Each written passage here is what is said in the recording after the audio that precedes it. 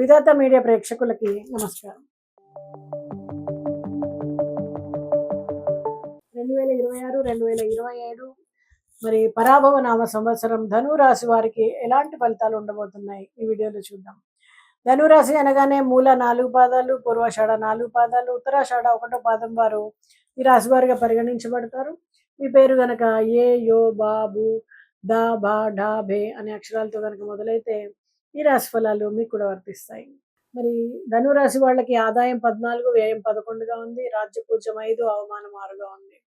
మరి ఈ రాశి వారు గోచారాన్ని పరిశీలించగా వీళ్ళకి అర్ధాష్టమ శని ప్రభావం అంతగా ఉండదని చెప్పొచ్చు.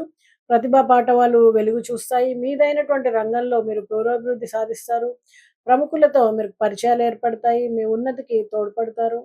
ప్రతి విషయంలో కూడా ఆత్మస్థైర్యంతో ముందుకెళ్తారు. అందుకు తగ్గట్టుగా పరిస్థితులు కూడా అనుకూలిస్తాయి. సంఘంలో గౌరవ ప్రతిష్టలు పెంపొందుతాయి. ఆదాయం బాగుంటుంది. ఖర్చులు భారం అనిపించవు. అవసరాలకు ఏదో విధంగా మీకు ధనం అందుతూ ఉంటుంది.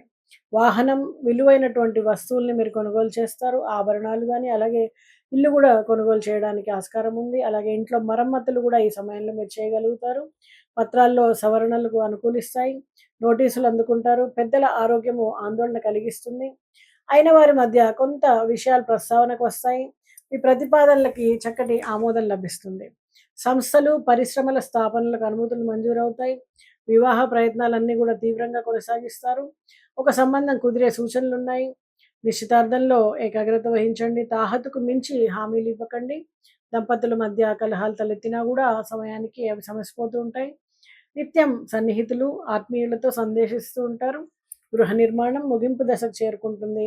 శుభకార్యానికి సన్నాహాలు సాగిస్తారు. సంతానానికి చక్కటి శుభ ఫలితాలు ఉంటాయి. మరి ఆరోగ్యం అనేది స్థిరంగా ఉంటుంది. అప్పుడప్పుడు స్వల్ప రుగ్మతలు ఎదురైనప్పటికీ కూడా వెంటనే తగ్గిపోతూ ఉంటాయి.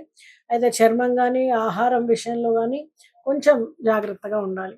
సరైనటువంటి వైద్య సదుపాయం తీసుకోండి. దాని ద్వారా పెద్ద ఇబ్బందులు తలెత్తకుండా ఉంటుంది. అలాగే ఉద్యోగస్తులకు పదోన్నతి, ఉపాధ్యాయులకు స్థానచలనం ఇబ్బంది కలిగిస్తుంది. రిటైర్డ్ ఉద్యోగస్తులకు రావాల్సినటువంటి బెనిఫిట్స్ ఆలస్యంగా అందుతాయి.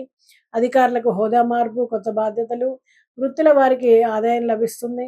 ముఖ్యంగా న్యాయ, వైద్య రంగాల వాళ్ళకి చక్కటి ఆదాయం ఉంటుంది. న్యాయవాదులు అన్ని కేసుల్ని గెలుస్తారు. రాజీ మార్గంలో కొన్ని సమస్యలను పరిష్కరించుకుంటారు.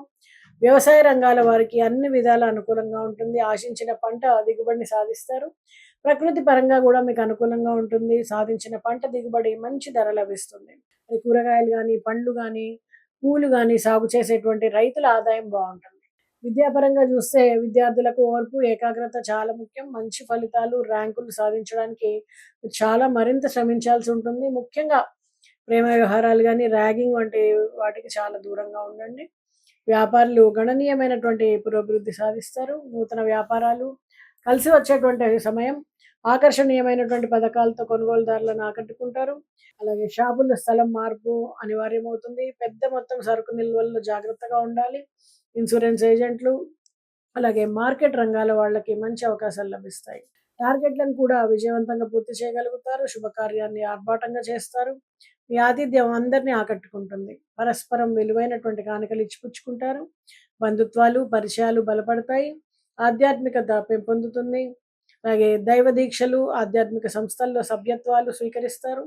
సభలు, కీలక సమావేశాల్లో తరచుగా పాల్గొంటారు. మొత్తం మీద ఈ రాశి వారికి కార్యసిద్ధి, వ్యవహార జయం, మానసిక ప్రశాంతత, ఆరోగ్య లాభం, వస్త్రప్రాప్తి వంటి శుభ ఫలితాలు ఉన్నాయి.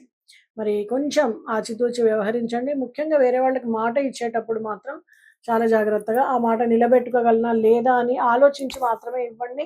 అలాగే తొందరపాటు నిర్ణయాలు తీసుకునేటప్పుడు కూడా కొంత వాళ్ళ అభిప్రాయాన్ని మీరు తీసుకొని ముందుకు వెళ్ళండి. లేకపోతే ఇబ్బందులు పాలయ్యే అవకాశం ఉంది.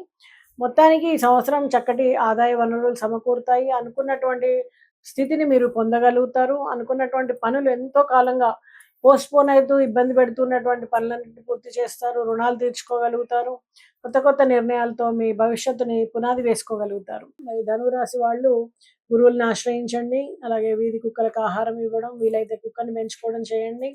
అలాగే మొక్కలకి మీ చేత్తో నీళ్లు పోయడం కానీ, వాటి బాగు చేయడం కానీ చేయండి. అలాగే దేవాలయాల్లో కానీ, రోడ్లకు ఇరువైపులా కానీ ఏవైనా నీడనిచ్చేటువంటి మొక్కల్ని నాటడం, గుళ్ళో పూలనిచ్చే మొక్కల్ని నాటడం చేయండి. అలాగే అన్నదానాన్ని చేయండి. రక్తదానాన్ని ముఖ్యంగా చేసే ప్రయత్నం చేయండి. వీటన్నిటి వలన కూడా మీకు చక్కటి ఫలితాలు అందుతాయి.